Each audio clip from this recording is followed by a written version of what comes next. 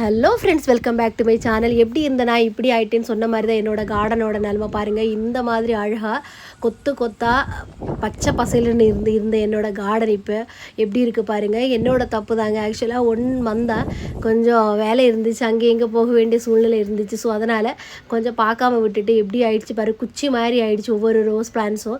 நான் ரோஸ் பிளான்ஸுக்கு அதிகமாக செலவு பண்ணக்கூடிய ஆள் கிடையாது. இந்த சின்னசாக கிடைக்கக்கூடிய ரோஸ், அதாவது நம்மளுக்கு 30 ருபீஸ் அந்த மாதிரி கவரில் கிடைக்கல, அந்த மாதிரி கிடைக்கக்கூடிய பிளான்ட் வாங்கி தான் இந்த மாதிரி அழகாக நல்லா க்ரோ பண்ணி வச்சுருப்பேன்.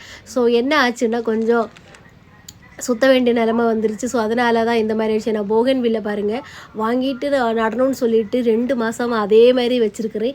எந்த ஒரு மாற்றவும் இல்லை. அதே மண், அதாவது அந்த செம்மண்ணில் தான் கொடுத்துருந்தாங்க. அவங்க மருந்தடிச்செல்லாம் வச்சுருந்தனால நல்லாவே இருந்துச்சு பார்க்குறதுக்கு. நம்ம எதுவுமே கொடுக்காம அந்த கவரில் வச்சு வெறும் தண்ணி மாத்திரம் கொடுத்துட்டு இருந்தேன். ஸோ அதனால தான் அதுக்கு எந்த ஒரு இம்ப்ரூவ்மெண்ட்டும் இல்லை. அப்புறம் இந்த ரிப்பன் பிளான்ட்னு சொல்லுவாங்க இல்லையா, அதோட நிலமை தான். நல்லா வெயில் அடிக்கிறது, வெயிலில் வைக்கக்கூடாதுன்னு சொல்லுவாங்க. நல்ல வெயில் இருக்குது. ஸோ அதனால தான் இந்த மாதிரி இருக்குது பாருங்கள். இந்த ஒரு டட்டில் வெயின் பிளான்ட் தான் எல்லா செடியையும் ஆக்கிரமித்து எல்லா செடியிலையும் போய் படர்ந்து நிற்கிது. எடுத்து சேஞ்ச் பண்ணுறதுக்கும் மனசு கிடையாது. ஏன்னா எங்கள் வீட்டில் இந்த ஒரு பிளான்ட் நான் ரொம்பவே ஆசைப்பட்டு தேடிகிட்டே இருந்தேன்.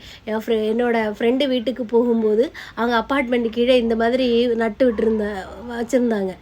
நான் என்ன பண்ணேன்னா அதுலேருந்து 2-3 திருடிட்டு வந்தது மாதிரி தான் எடுத்துகிட்டு வந்தேன். திருடலை, அந்த செக்யூரிட்டி கிட்ட கேட்கும்போது அந்த அண்ணா சொன்னாங்க எடுத்துக்கோங்கன்னு சொல்லிவிட்டு அதை எடுத்துகிட்டு வந்து வீட்டில் வச்சா இப்போ எந்த செடியே வைக்க முடியாத நிலமையில் எல்லா செடியிலையும் அதான் இருக்குது. அப்புறம் பாருங்கள், நான் என்ன ரெடி பண்ணுறதுக்கு ஃபஸ்ட்டு பிளான் போட்டாலும் எங்கள் வீட்டில் இருக்கக்கூடிய செல்லக்குட்டீஸ் வந்துடுவாங்க. ஏதோ அவங்க தான் எனக்கு எல்லாம் ஹெல்ப் பண்ணுற மாதிரி வந்திருக்கிறது. நான் மேலே வச்சுருந்தேன். இவங்க என்னென்னா பிளாஸ்டிக் போட்டுனா இவங்க கடித்து எல்லாத்தையும் உடச்சி போட்டுருவானுங்க. ஸோ அதனால் பிளாஸ்டிக் போட்ஸ் எல்லாம் எடுத்து மேலே தான் வச்சுருக்கிறது. பாருங்கள், எடுத்து கீழே வச்சதால ஏதோ தேடிட்டு இருக்கிறானுங்க. எப்படி குச்சி மாதிரி ஆயிருக்கு பாருங்கள். ரோஸ் பிளான்ட்ஸில் எப்போவுமே கொத்து கொத்தாக பூக்கள் பூத்து இருக்கக்கூடிய எல்லோ ரோஸு.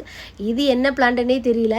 நான் ஒரு பிளான்ட் வச்சுருந்தேன், அதோட விதை அது வந்திருக்குன்னு நினைக்கிறேன். பூத்தாதுன்னு தெரியும் பாருங்கள். நான் சும்மா கொஞ்சம் அதில் கொக்கோ பிட் இருந்துச்சு, 2-3 டட்டில் வெயின் எடுத்து போட்டிருந்தேன். இப்போ பாருங்கள் எவ்வளோ அழகாக வந்திருக்குன்னு சொல்லிட்டு. எங்கே போட்டாலும் இது இந்த மாதிரி தான். இந்த மேலே இருக்கக்கூடிய ஒரு இதில் அந்த மாதிரி வச்சுருந்தேன். அப்புறம் நல்லா லெந்தியாக வந்தனால நான் 2-3 இதே மாதிரி செடி தொட்டி வச்சு அரேஞ்ச் பண்ணி விட்டு கொக்கோ பிட்டு போட்டுட்டு அதெல்லாம் ரொம்ப அழகாக இருக்குது பாருங்கள். இது நான் பர்பிள் ஹார்ட்டு ஒரு செடி சட்டியில் வச்சுருந்தேன். இதுங்க என்ன பண்ணிச்சுன்னா அந்த செடி சட்டி எடுத்து உடச்சி போட்டிருந்தேன், கீழே விழுந்துருச்சு. அது எப்படி வந்திருக்கு பாருங்கள். அதை மாதிரி நல்லா அழகாக வச்சுருக்கிறேன். என்னோடய கார்டன் நிலமை பாருங்கள். ஃபஸ்ட்டு இருக்கக்கூடிய பிளான்ட்டு நம்மளோட எலிசபெத் ரோஸு. இது நம்மளோட கிளைமேட்டுக்கு ஆப்டாக வளரக்கூடிய ரோஸுன்னு சொல்ல. இது நான் எனக்கு தெரிஞ்சு ஒரு 25 ருபீஸுக்கு ஒரு சின்ன ஒரு பிளான்ட் வாங்கிட்டு வந்தது. 2 மாதத்துல சூப்பராக வந்துச்சு. அந்த ஒரு பிளான்ட்டு தாங்க நான் எதுவுமே பண்ணாமல் வரக்கூடிய ஒரு பிளான்ட்டு. மற்றதெல்லாம் தான் என்ன பண்ணாலும் பாருங்கள் 2-3 செடி சட்டியில் இருந்த செடி எல்லாமே கருகி போயிடுச்சு. எல்லாத்தையும் மேலே எடுத்து வச்சுருக்கிறேன். நிறைய பிளான் இருக்குது சேஞ்ச் பண்ணி வைக்கிறதுக்கும். ஃபர்ஸ்ட் ஆஃப் ஆல் டைம் கிடையாது. ஆஃபீஸுக்கு போனோம், அப்புறம் 2-3 வேலைகள் இருக்குது. அது பின்னாடி